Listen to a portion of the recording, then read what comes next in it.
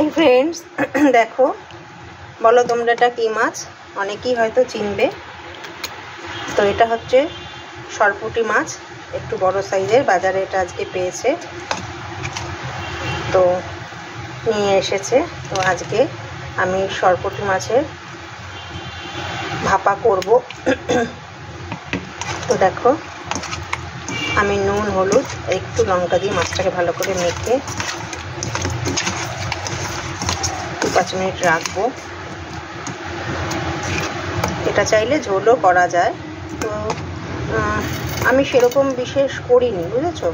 তো কীরকম কি করা যায় তোমরা আমাকে একটা আইডিয়া দিতে পারো, যেটা দিয়ে কীরকম রেসিপি হয়। আমি এর আগে আমি ভাপাই করেছি আর একবার ঝালও করেছি। তো এই দেখো এই করব,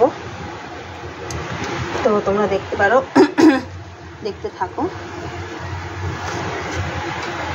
তো আর এই যে এনেছে মাছের ডিম, তো মাছের ডিমের বড়া করব। তো এটা এখনও রেডি করে পারিনি, তো রেডি করি এক এক করে, তো করব।